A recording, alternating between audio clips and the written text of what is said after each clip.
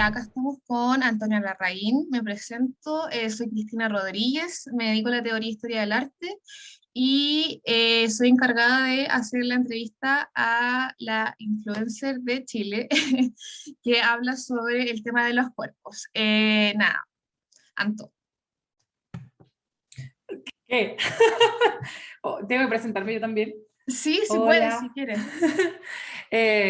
Soy Antonella Larraín, soy comunicadora audiovisual, dedicada a las redes sociales y activista feminista y por la diversidad corporal.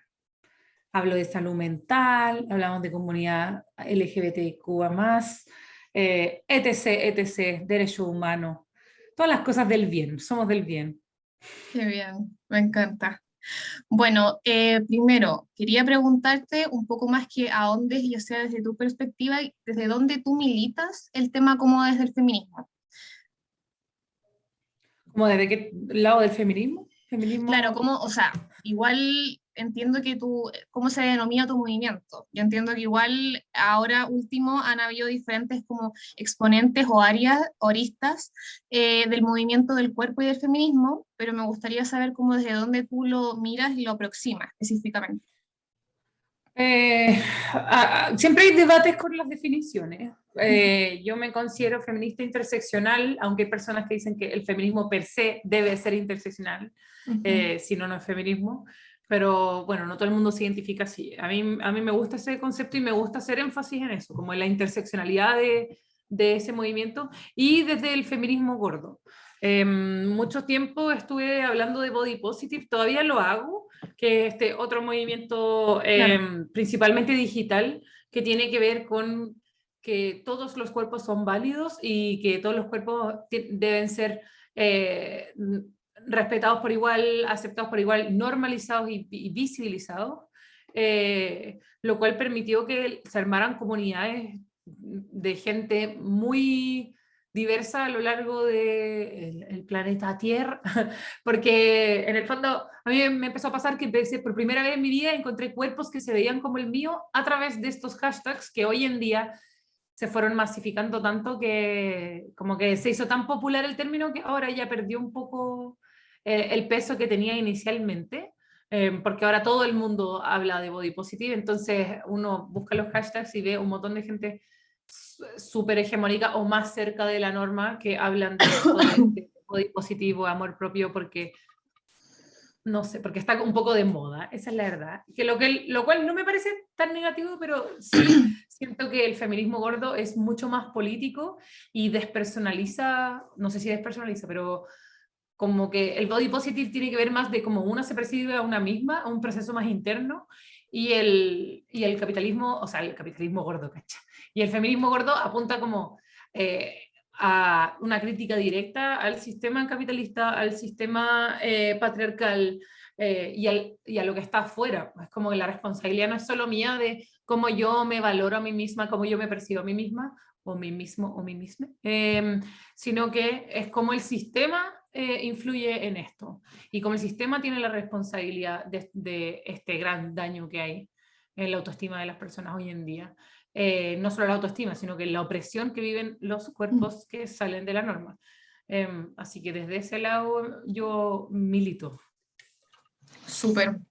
Bueno, hace poco lanzaste tu libro, acá está, Cuerpo sin Vergüenza, eh, que bueno, tuve la oportunidad de leerlo y hace un recorrido más que nada por tu vida a lo largo de cómo, claro, me imagino, siento que a medida que lo fui leyendo me di cuenta de que también fue un proceso muy personal que tú te diste cuenta a lo largo de tu vida, de los procesos como formas de terapia quizá. Y al momento de escribirlo también sirvió como una forma como de redescubrir esos momentos que sucedieron con tu mismo cuerpo y también como las normas sociales impidieron un normal trato en el fondo hacia tu vida personal. Quería preguntarte específicamente cómo se vive igual o cómo fue tu proceso personal de escribir tu libro. No sé si fue en plena pandemia, fue antes, fue después, cómo tomaste esta decisión valiente igual de poder plasmar lo que te sucedió a ti, porque yo siento que muchas nos sentimos igual identificadas en algunas situaciones pequeñas que pasan muy desapercibidas quizá, como las normalizamos demasiado, incluso en nuestra familia. Entonces te quería preguntar cómo fue tu proceso personal a partir de eso y nada, si te puedes explayar un poco más acerca del tema de la creación y de la escritura del libro. Eh, el libro se escribió muy lento, porque empecé a escribirlo justo cuando fue el estallido social. Entonces, siento que las prioridades del país completo cambiaron y me costó mucho poder retomarlo y sentir que lo que a mí, como yo sentarme a hablar de algo tan personal cuando estábamos viviendo un proceso colectivo a nivel nacional. Eso me lo hizo muy difícil, pero y después escribí como un fragmento al principio, justo antes de la pandemia, y después lo terminé yo creo que la mitad, un poco más de la mitad, durante la pandemia, y fue un proceso muy largo, muy difícil, pero se sacó adelante. Tenía la estructura, tenía la idea de lo que quería decir. El problema era que la gran dificultad cuando uno está acostumbrado a la inmediatez y a las cosas rápidas y como a trabajar en formato Instagram, es que uno tiende a resumir todo mucho y Sí.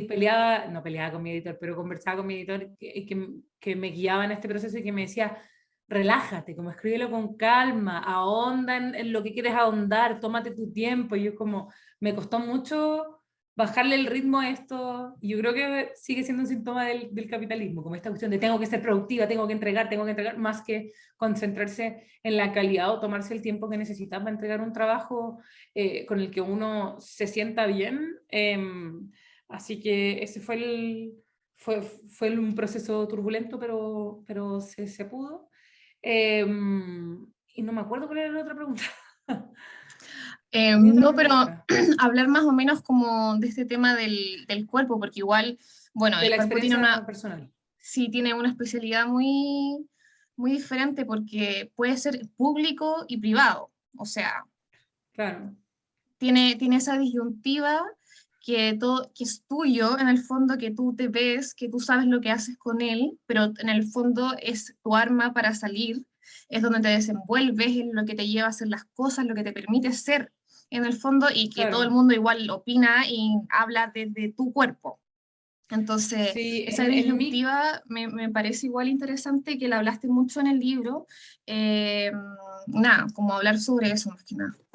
sí, creo que en mi caso el libro lo escribí desde la experiencia personal y este tema que toco mucho es el cuerpo como espacio de lucha, como territorio del que hay que volver a apoderarse, porque siento que lo que a mí me pasaba con mi cuerpo y cómo pensaba que se iba a llamar inicialmente el libro y todo, era como rodeaba la pregunta de quién es el cuerpo, porque yo sentía que al final gran parte de mi vida, y no solo de mi vida, como escuchado a otras mujeres hablar de todo el tiempo que habían pasado odiando sus cuerpos, tratando de cambiarlo, buscando dietas, buscando ejercicios, restringiendo alimentación, buscando cirugías plásticas, etcétera, etcétera, etcétera, y en general era para calzar en algo externo, calzar en el estereotipo de belleza, calzar en lo que creo que le gusta no sé, a los hombres, o calzar en lo que mi familia espera de mí, calzar en cómo se tienen que ver las mujeres jóvenes, las mujeres mayores, qué sé yo. Entonces, siento que a mí me di como la vuelta muy larga en la vida para llegar a darme cuenta de que lo que estuve persiguiendo muchísimo tiempo era algo que ni siquiera tenía que haber estado persiguiendo en el primer lugar, como llegar al origen de todas esas preguntas. ¿Quién me dijo que mi cuerpo no estaba bien? ¿De dónde saqué yo este como rechazo por mi propio cuerpo que me mantuvo tan ocupada que me privé de cosas que no debería haberme privado de las cuales no me Claro. debería haber privado, como ponerme un traje de baño, como jugar con mi hijo en la playa, qué sé yo, como tener quizá encuentros sexuales, disfrutar de mi sexualidad con mis parejas, como disfrutar de mi fiesta de graduación, algún matrimonio, la titulación, etcétera, un montón de instancias, el almuerzo de Navidad con la familia, como un montón de instancias donde yo debería haber estado disfrutando y concentrándome como en eso, que es lo que yo quería, más que en qué van a decir de mí, no, mejor me quedo aquí, tapada hasta el cuello, muerta de calor, incómoda, etcétera, etcétera, etcétera. Entonces siento que hay muchas personas que piensan que hablar del cuerpo es algo un poco superficial, y quizá puede ser desde el punto de vista que se lo mire, pero para mí, a reapropiarnos de nuestros cuerpos, sobre todo siendo mujeres, sobre todo siendo personas no hegemónicas, sobre todo quizá perteneciendo a las disidencias, etcétera.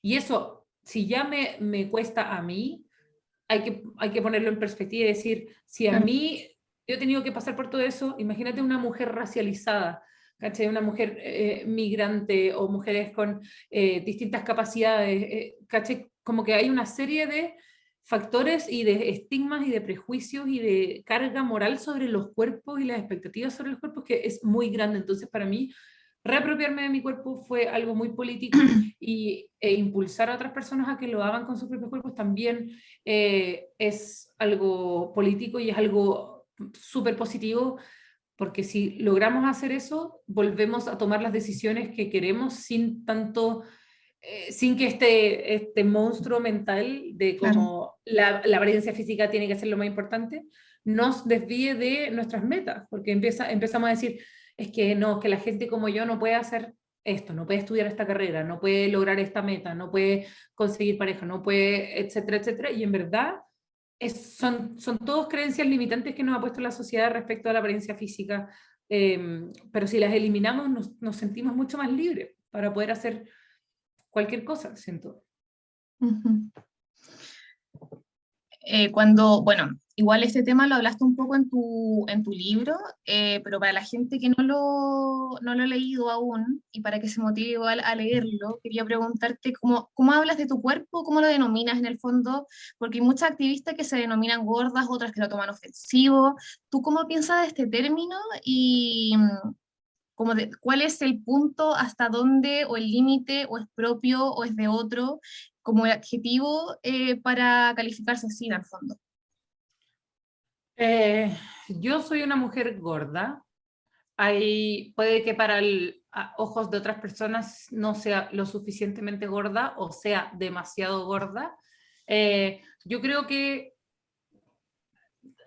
no sé, que el estándar de belleza le ha cagado la cabeza tanto a la gente que uno como que ya no sabe distinguir. Primero, uno, uno es gorda, uno no se siente gorda. Creo que eso es como el primer cambio en el lenguaje que yo Claro. hice, dejar de sentir me siento tan gorda, no, yo soy gorda.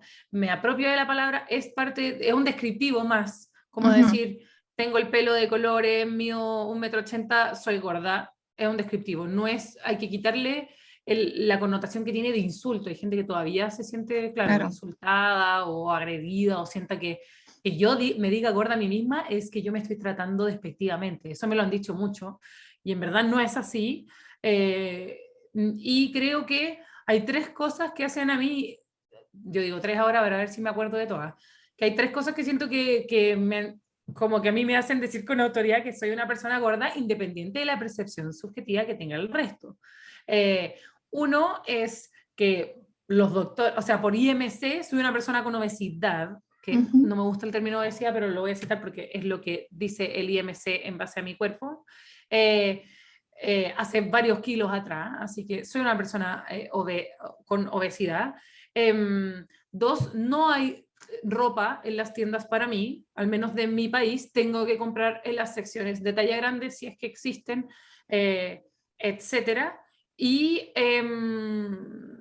creía que eran tres, pero pueden ser esas dos. Como, sí, creo que esas son como las dos principales determinantes. Como Claro. quién dice que quién define que uno es gordo. ¿Cachai? Como que no son solo las tallas, porque las tallas en general en este país son chicas, entonces, ok, te Muy apretan todas chica. las tallas, te cuesta encontrar un pantalón, pero efectivamente puedes encontrar quizá una que otra cosa que te quede bien y te quede cómoda. Ah, Y lo otro es que yo no puedo esconder mi tamaño, como que tú no me ves por la calle. Hay gente que, por ejemplo, claro, dice, es que yo también tengo celulitis y qué sé yo, pero la celulitis, por ejemplo, es una cosa que uno se pone un pantalón, puede elegir no mostrarlo, que no sea visible, puede elegir esconderlo y tenéis un poco ese privilegio que los Claro, cuerpos gordos no pueden tener. Los cuerpos gordos son gordos, no importa que los veáis con qué tipo de ropa los ves, sabes que son gordos, saben que son grandes, ocupan espacio. Las sillas de las micros son enanas, las sillas del cine o de los no aviones, sé, de los de todo. aviones, los cinturones de seguridad, ¿cachai? Como un montón de cosas que en el fondo el mundo no está hecho para eso, o este país al menos no está hecho, no toma en consideración esas cosas. Entonces, creo que eso también, como que el conjunto de esas tres cosas, siento que a mí me hacen definirme como una persona gorda, independiente que hayan personas más gordas que uno, sí, hay gente más gorda y hay gente menos gorda y hay gente que no es gorda y que Como dice que es siempre. gorda, está bien. Ujú, Eh, Creo que la percepción también se ve alterada por las redes sociales, porque cuando una sube fotos sola no tenéis punto de comparación. claro. Entonces, ah, las redes hacen que la gente se sienta en el derecho de comentar sobre los cuerpos ajenos y digan, ay, tú no eres gorda, eres como ancha. O eres, no sé, o no eres gorda, eres regia, eres linda. Es que yo encuentro que no eres gorda, eres rellenita. Y todos esos como adjetivos que otra gente te pone, yo creo que es bueno como autodefinirse uno y decir, a ver, Ujú. esto es lo que soy, lo que diga el Respetarles ahí. resto, Claro. porque si siempre te estáis basando en lo que dice el resto, al final tu crisis de identidad no es muy grande, o no vaya a Ujú. estar preparada tanto para lo que venga, como que yo sé lo que soy, sé quién soy, y que el resto opine lo que sea, eso no va a cambiar mi persona, ¿cachai? Claro, súper. Y bueno, ya cerrando un poco, la última pregunta te quería más que nada decir un artículo que leí hace poco que me llamó mucha atención y creí que podríamos comentarlo acá, que en el fondo habla de que por qué las mujeres abandonan el deporte. Hay una cifra realizada por una encuesta de la ONU de mujeres que cada 5 niños que Mm. practican deporte fuera del colegio solamente una niña lo hace. Bueno, los resultados también se marcan en el fondo en varias visiones. Una de ellas es una chica que practicaba natación cuando era muy pequeña y que tuvo que dejar de practicar natación porque las críticas le decían que la espalda iba a engancharse, que iba a tener cuerpo de hombre, asimismo con diferentes tipos de deporte, por ejemplo, que son más normalizados quizás para hombres como... eh, no sé, deportes de lucha o atletismo quizá. Entonces, nada, quería comentar cómo crees que igual como que marcó la educación, siento tuya ahora de nuestro país que está en permanente cambio, no por las instituciones, sino por las mismas personas, los mismos niños, madres, jóvenes que se están dando cuenta de este tema, eh, como para poder empezar a dar otra visión a sus hijos y que se dejen de repetir las mismas normas y restricciones y discriminaciones que habían antes con el tema de los deportes, por ejemplo, que las niñas tenían que Mm, hacer determinado tipo de deporte y que los hombres también y que dejaban de hacerlo por normas sociales en el fondo. claro. Yo estuve en el lanzamiento de esa encuesta, Ujú. cuando lo hizo ONU Mujeres en conjunto Sí, con DAV, creo que también estaba UNICEF metido sí. ahí. Em, estaba tratando de buscar la cifra de la rebelión acá, pero yo creo que tú la puedes buscar después, donde habla de que como más del 50% de las mujeres, era casi una cifra cercana al 80%, han dejado de hacer lo que les gusta por cómo se ven, por su apariencia física. Y yo creo que eso empieza desde muy chicas.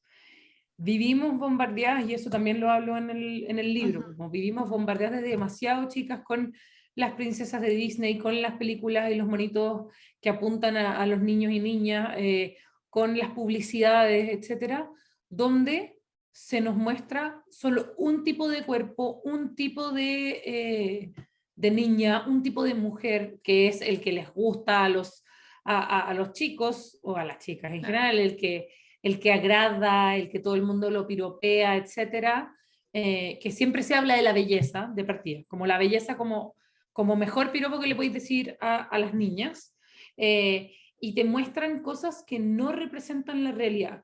Por ejemplo, en las series, no sé si habéis visto, pero como que la gente cuando llora, todas lloran como sin poner caras, sin ponerse colorados, sin chorrear mocos. O sea, ahora lo están haciendo más real en las series, como Sí, más de terror o de drama, etcétera. Pero en las cosas que apuntan a público infantil, uno ve las carreras de niños en los monitos y nadie se pone rojo, nadie se despeina, nadie los suda. cuerpos no se mueven, uno es bueno al tiro, o los entrenamientos y la práctica y todo son cosas instantáneas que uno adquiere demasiado rápido, como, entonces, y además te enseñan a competir con la competencia entre mujeres, como ella es la bonita del curso, eso significa que tú no eres la bonita del curso, por lo tanto, tú tienes que entender cuál es tu rol en esta sociedad.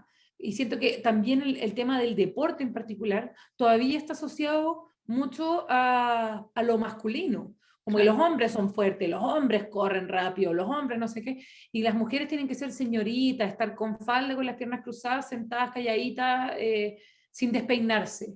Entonces creo que todas esas pequeñas cosas van formando y coartando la libertad que tienen las niñas al momento de querer practicar deportes, por ejemplo. Y creo que no todas las niñas tienen los mismos cuerpos y deberían verse representadas y ver diversidad cuando ellos, no sé, pues, consumen contenido de ese tipo. Deberían poder ver niñas como ellas haciendo eso.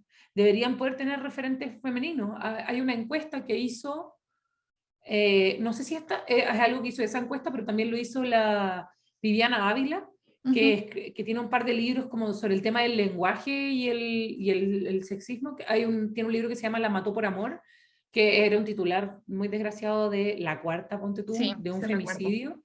Em, y en La mató por amor ella hizo una encuesta a cabros de colegio de cómo se referían los hombres a los hombres, como los descalificativos que usaban, pero también las palabras buenas que usaban, las mujeres hacia las mujeres hacia los hombres, no sé qué. Y además de eso, que es un ejercicio muy interesante, preguntó como cuáles eran los referentes deportivos, ¿cachai? Y la gran mayoría de las mujeres decía que sus máximos referentes deportivos eran Alexis Sánchez, Arturo Vidal, Gary Medel, futbolistas, hombres. Hombres. Habían poquísimas personas que nombraron mujeres. Siento que eso también es un reflejo de la sociedad y de como la visibilidad que tienen hoy en día los deportes femeninos, la importancia que le dan a la roja masculina versus a la roja femenina, Ujú. el apoyo que le dan no solo los medios, sino que los medios, los auspiciadores, etcétera. Y creo que aprenden de lo que las rodea, aprenden de lo que las rodea, y para cambiar eso tenemos que hablar sobre diversidad corporal, Ujú. y no solo hablar sobre diversidad corporal, sino que mostrarla Claro. cuando las niñas, o sea, en todas las etapas de la vida, hay que hablar de diversidad, hay que mostrarla para que crezcan entendiendo que son normales, que sus cuerpos merecen respeto, que todos tienen habilidades distintas y eso está bien, que hay que buscar en lo que a uno le gusta, en lo que uno es bueno, hay que practicar y que uno comete errores, que nadie hace las cosas bien al principio, etcétera, etcétera, etcétera, para que dejen de vivir esta diferencia. Hay que mostrar referentes femeninos en todos los deportes, etcétera. Yo creo que eso todavía es algo que no se está haciendo y de a poco se está empezando a poner este tema ahí sobre la mesa. Eh, y espero que el próximo candidato presidencial o candidata venga con un plan de educación sexual integral no menor y que le ponga este enfoque no sexista a la educación que nos urge muchísimo. Es muy importante. Igual desde mi visión creo que, bueno, las generaciones más jóvenes creo que se están dando cuenta quizás de todo lo que tú estás diciendo y pueden tener una perspectiva quizás para sus hermanos, para sus hijos, para sus sobrinos. Entonces, de a poco yo creo que, claro, el cambio macro va como de la mano de las instituciones y de las políticas públicas, para que haya una notoria diferencia, pero si podemos igual hacer un pequeño cambio de mentalidad hacia las personas, ya sea con esto, las redes sociales, con la difusión de libros, con artículos, con encuestas, con mostrando en el fondo en medios, con imágenes, con todo, difundiendo el tema de la diversidad corporal y la diversidad de los niños en el fondo, para poder dejar un poco el tema de borrar las normas como que tenemos tan estigmatizada hasta el día de hoy. Así Ujú. que eso, Anto, nada, te quería agradecer igual tu tiempo.